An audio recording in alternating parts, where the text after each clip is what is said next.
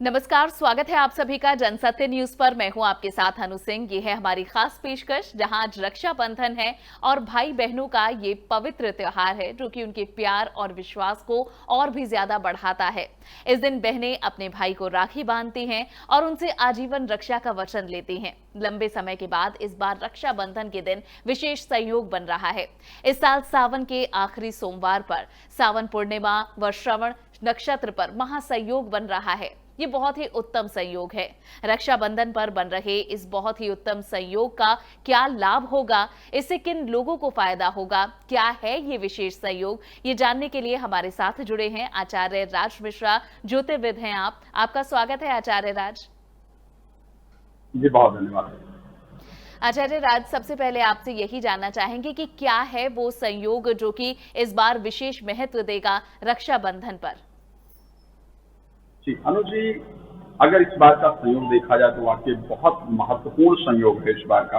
आप लोग जानते हैं कि बहुत दिनों के बाद ऐसा हुआ है कि श्रावण में 5 सोमवार पड़े हैं और 5 सोमवार में भी अंतिम सोमवार रक्षाबंधन के दिन पड़ रहा है। श्रावण का जो अंतिम सोमवार है वो रक्षाबंधन के दिन पड़ रहा है।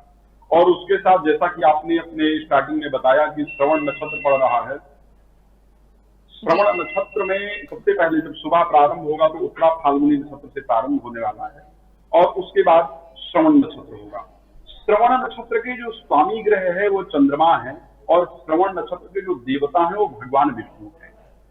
एक बहन अपने भाई के हाथ पर जब भी कोई कलावा बांधती है, रक्षा सूत्र बांधती है, तो उसकी क्या कामना होती है कि मेरे भाई की जो आयु है उसमें वृद्धि हो, शरीर में आरोग्यता हो और उसके साथ साथ मेरे भाई के घर में धन धान्य की किसी प्रकार कमी ना रहे, मेरे भाई के जीवन में सदैव सुख संपन्नता रहे। यही कामना लेकर के एक बहन अपने भाई के लिए प्रार्थना करती है। आप सभी लोग जानते हैं कि भगवान शिव इस संसार के संहार करता है, तो यदि किसी को अपने आयु में वृद्धि के लिए प्रार्थना करना है या शरीर में आरोग्यता के लिए प्रार्थना करना है तो हम भगवान शिव के पास जाते हैं।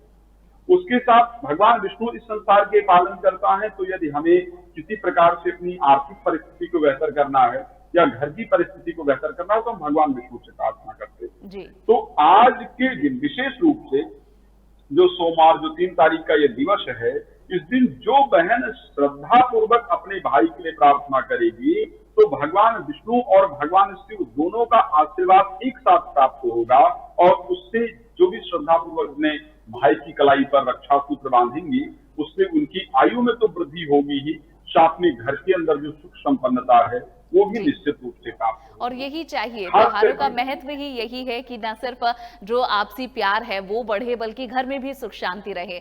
आचार्य राज, ये भी बताइए कि ये जो रक्षाबंधन है कौन सा वो विशेष वक्त रहेगा जब राखी बांधी जाए और क्या वो खास विधि है। जी बिल्कुल, अगर वास्तविकता में इस बार के मुहूर्त को उठा करके देखा जाए, जैसा कि सोमवार है, सुबह 9 बजे तक राहु काल, 7:30 से 9 जो है वो राहु काल का समय रहता है और उसके बाद भी 9:29 तक भद्रा रहना है। भद्रा काल के अंदर रक्षा सूत्र नहीं बांधा जाता है। लेकिन अगर हम 9:29 के बाद रक्षा सूत्र बांधे तो बांधने में कोई दिक्कत नहीं, ये समय बेहतर होगा। अगर हम एक विशेष मुहूर्त के अंतर्गत बात करते हैं तो जब भी हम लक्ष्मी पूजन करते हैं या गृह प्रवेश इत्यादि करते हैं या कोई ऐसा शुभ कार्य रक्षा सूत्र इत्यादि बांधते हैं तो ऐसे कार्य के लिए स्थिर लग्न का होना बहुत महत्वपूर्ण है। और 3 तारीख को दोपहर 1:42 से, ध्यान रखिए, दोपहर को 1:42 से दोपहर को 4:01 तक वृश्चिक लग्न व्याप्त होगी, जो रक्षाबंधन के लिए एक विशेष लग्न है, मंगल की लग्न है, ये स्थिर लग्न मानी जाती है। इस समय पर यदि कोई बहन अपने भाई के हाथ पर कलावा बांधती है, रक्षा सूत्र बांधती है और भगवान से प्रार्थना करती है तो निश्चित रूप से परमात्मा उसकी प्रार्थना को स्वीकार करते हैं। वैसे भी स्त्री के माध्यम से की गई प्रार्थना जीवन को सबसे बेहतर बनाने वाली होती है। गोस्वामी तुलसीदास जी जब श्री रामचरितमानस को लिख रहे थे, जब माता जानकी के बारे में लिखने का समय आया तो गोस्वामी तुलसीदास जी ने कहा, उद्भव स्थित संहार कारिणी क्लेश हारिणी सर्वश्रेष्ठ करीम सीता न तो हम राम राम। एक स्त्री की प्रार्थना को श्रवण करके भगवान किसी के भी जीवन के अंदर स्थिरता और आगे बढ़ने का जो रास्ता है वो इस उद्भव स्थित संहार कारण यानी यदि कोई स्त्री किसी के आगे बढ़ने के लिए प्रार्थना करे तो भगवान निश्चित रूप से स्वीकार करते हैं।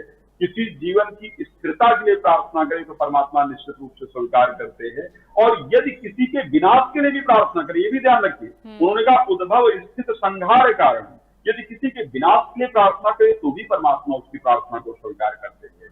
तो ऐसी परिस्थिति के अंतर्गत जो 1:42 से लेकर के 4:01 का जो विशेष मुहूर्त होगा वृश्चिक लग्न का, इस समय के अंदर यदि कोई बहन अपने भाई के लिए श्रद्धा पूर्वक भगवान से प्रार्थना करने के बाद भाई के हाथ पे रक्षा सूत्र बांधती है तो निश्चित रूप से परमात्मा का जो शुभ आशीर्वाद है वो प्राप्त होगा और भाई दीर्घजीवी होगा।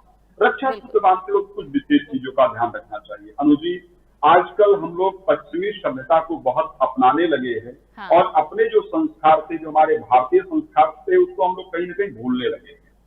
लेकिन हमें भारतीय संस्कारों के अंदर रह करके अपने धर्म को प्रॉपर फॉलो करते हुए, रक्षाबंधन में भी आजकल बहुत कुछ चल गया है कि ये राखी लेकर के आया जाए। हाँ। कोई गोल्ड की राखी लेकर के आ रहा है, कोई चांदी की राखी लेकर के आ रहा है, और हम पश्चिमी सभ्यताओं को करते हुए राखी बांध करके गले मिलना और ये जो सारी प्रक्रिया है उसको फॉलो करते हैं।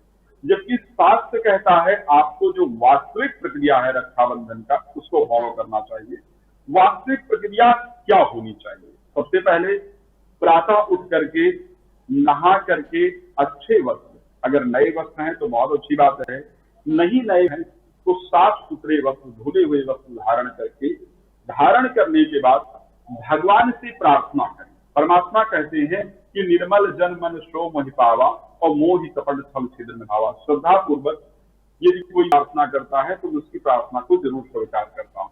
तो भाइयों बहन हाथ जोड़ करके जिस भी भगवान को मानती हैं श्रद्धा पूर्वक से हाथ जोड़कर प्रार्थना करें कि हे प्रभु, आज मैं अपने भाई के हाथ पर रक्षा सूत्र बांधने जा रही हूँ।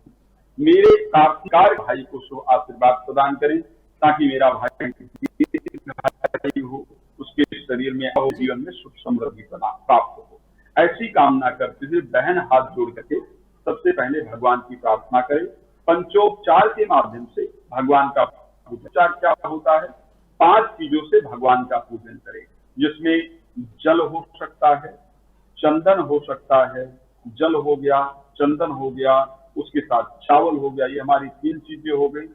फल और मीठा, ये 5 चीजें हमारी हो गई। 5 चीजें भगवान को अर्पण करें। सुबह सुबह श्रद्धा पूर्वक भगवान की पूजा करें। भगवान की पूजा करने के बाद और भाई भी इसी कर्म को करे। ऐसा नहीं है कि सिर्फ बहन की जिम्मेदारी है रक्षा सूत्र बांधने की, इसलिए बहन ही सब कुछ करे। भाई भी सुबह उठ करके स्वच्छ वस्त्र धारण करके भगवान की श्रद्धा पूर्वक आराधना करे, भगवान की पूजा करे। फिर उसके बाद जो मुहूर्त मैंने निर्धारित किया है, अगर इस मुहूर्त के अंदर कर सके तो बहुत अच्छी बात है। अगर बिना मुहूर्त के यानी मुहूर्त से पहले करना है तो सुबह 9:29 के बाद ही करें। पहले राखी जो है वो भगवान को रक्षा सूत्र जाकर के चढ़ाएं, उसके बाद भाई की कलाई पर बांधे। भाई की कलाई पर बांधते वक्त रक्षा सूत्र एक थाली के अंदर रखा जाना चाहिए। थाली में पहले स्वास्तिक बनाया जाना चाहिए। गणेश जी का जो आकृति है स्वास्तिक, वो पहले बनाया जाए। उसके बाद उसमें चावल रखे जाए, फूल रखे जाए, टीका रखा जाए, एक दिया जला करके रखा जाए और रक्षा सूत्र रखा जाए और कुछ मिष्ठान रखा जाए। जब रक्षा सूत्र बांध रहे हो तो ऐसी परिस्थिति के अंतर्गत भाई का जो फेस है वो पूर्व दिशा की तरफ हो, यानी भाई जब मुख करके खड़ा हो तो पूर्व दिशा की तरफ भाई मुख करके खड़ा हो, और बहन का जो फेस है वो या तो पश्चिम दिशा की तरफ हो और या फिर उत्तर दिशा की तरफ हो। इस प्रकार जो है वो बहन का फेस होना चाहिए। बहन एक बड़ी पारंपरिक विधि आप बता रहे हैं और हमारे दर्शक भी इसे अपनी जब वो राखी बांधेंगी तो इसे अपनाएंगे जरूर। लेकिन आचार्य राजे, ये भी मैं आपसे जरूर जानूंगी कि जो बहनें अपने भाइयों से दूर हैं, आखिर वो कैसे ये विशेष लाभ पा सकती हैं और वो भी इस रक्षाबंधन पर किस खास विधि से अपने भाई के लिए प्रार्थना करें, अपने भाई की लंबी उम्र के लिए दुआ करें, और कैसे ये जो राखी का संयोग बना है उनके लिए भी लाभकारी बने। जी बिल्कुल। देखिए अनुजी, सबसे पहले कि हमारा शास्त्र कहता है कि देश काल अवसर अनुसारी जिस प्रकार की परिस्थितियां हो उस प्रकार की परिस्थिति में हमें अपने आप को ढालना चाहिए और पूजा की पद्धति को उसके अनुसार निभाना चाहिए। जी। कोई भी नियम, कोई भी कानून, कोई भी परिस्थिति तोड़ने के लिए हमारा शास्त्र जो है वो नहीं तैयार होता है, वो गवाही नहीं देता है। आज वाकई में बहुत सारे भाई विदेश के अंदर हैं जहां से कोई आने की उनके लिए व्यवस्था हो नहीं पा रही कि वो यहाँ तक आकर के पहुंच जाएं, या बहुत सारे भाई अलग अलग प्रदेशों में हैं, परिस्थितियां इस प्रकार की है कि पहुंच नहीं सकते, बहुत सारा डर है। ऐसी परिस्थिति के अंतर्गत जिस दिन रक्षाबंधन है यानी 3 तारीख को, आप रक्षा सूत्र लेकर के अपने भाई के नाम से भगवान को रक्षा सूत्र अर्पण करें। ऐसा आवश्यक नहीं, देखिए परमात्मा सब कुछ जानते हैं, इस चीज को ध्यान रखिए। श्री रामचरितमानस में एक बहुत सुंदर चौपाई कि हरि व्यापक सर्वत्र समाना और प्रेम से प्रकट हो ही में जाना। परमात्मा समस्त जगह ज्ञात है, सिर्फ आवश्यक है कि हम इसको पहचानें। तो परमात्मा का स्मरण करते हुए कि हे परमात्मा, ये अपने भाई के लिए मैंने रक्षा सूत्र निकाला है और मैं आपको अर्पण कर रही हूँ। आपकी जिम्मेदारी है कि मेरे भाई की सुरक्षा करें, मेरे भाई का ध्यान रखें। जो पद्धति आप अपने भाई के लिए, जिस प्रकार मैंने राखी बांधने का जो नियम बताया है, जिस प्रकार अपनाती हैं, उसी प्रकार भगवान के सामने वो पद्धति अपना करके, भगवान को तिलक इत्यादि करके, भगवान की पूजा इत्यादि करके वो रक्षा सूत्र वहीं उठा करके आप रख दें। ठीक है। और भाई भी जो बहन से प्रार्थना करना चाहता है, भाई भी बहन को हाथ जोड़ के प्रणाम करे। आजकल तो बहुत सारी सुविधाएं उपलब्ध हैं, वीडियो कॉल इत्यादि की सुविधाएं हैं या टेलीफोन इत्यादि की सुविधाएं हैं, तो उसके माध्यम से आपस में बात करें, श्रद्धा पूर्वक एक दूसरे का सम्मान करें, प्रणाम करें। भाई भी इस प्रक्रिया को पूरी तरह से अपनाए। तो और आचार्य राज जी, आप दोनों के लिए विधियां बता रहे हैं, दोनों की जिम्मेदारियां बता रहे हैं, सिर्फ सारी जिम्मेदारी बहन की नहीं बल्कि भाई की भी है, वो भी आप बयां कर रहे हैं। लेकिन आचार्य राज जी, मुझे ये भी बताइए कि भाइयों में भी उत्सुकता रहती है कि आखिर ये जो संयोग बन रहे हैं, उनके अनुरूप ऐसा कौन सा उपहार है जो कि वो अपनी बहन को दे और उनके लिए भी वो लाभकारी हो, तो ये भी बताइए। अनु जी, मैं अगर आज के समाज में भारतीय पद्धति के अंतर्गत सबसे बड़े उपहार की बात करूं, जो मुझे लगता है कि हर बहन को अपने भाई से मांगना चाहिए और हर भाई को ये उपहार अपनी बहन को जरूर देना चाहिए। उसके बाद मैं उपहार पर आऊंगा, लेकिन ये मेरी तरफ से एक विशेष आग्रह है सभी बहनों से और विशेष प्रार्थना है सभी भाइयों से। हर बहन को अपने भाई से राखी बांधने के बाद एक कहना चाहिए कि जो आप मुझे दे सकते हैं, लेकिन इस संसार में कोई किसी को कुछ दे नहीं सकता, कोई किसी से कुछ ले नहीं सकता, इस चीज को ध्यान रखिएगा। हम सब लोग अपने अपने भाग्य को परमात्मा से दिखा करके लाएंगे, लेकिन जब बहन गिफ्ट मांगने की बात आए तो एक प्रार्थना जरूर है कि हे भाई, एक मुझे अगर देना चाहते हो तो सबसे बड़ा जो मेरे लिए उपहार है वो ये है कि कभी भी आपके कारण इस संसार के किसी स्त्री को दुख ना उठाना। बिल्कुल। आपके कारण कभी भी मुझे शर्मिंदा ना होना पड़े कि आपने कोई ऐसा कार्य किया है जिसके कारण समाज की किसी स्त्री को दुख हुआ है या मुझे शर्मिंदा होना पड़ा है कि आपके भाई ने ऐसा कार्य किया।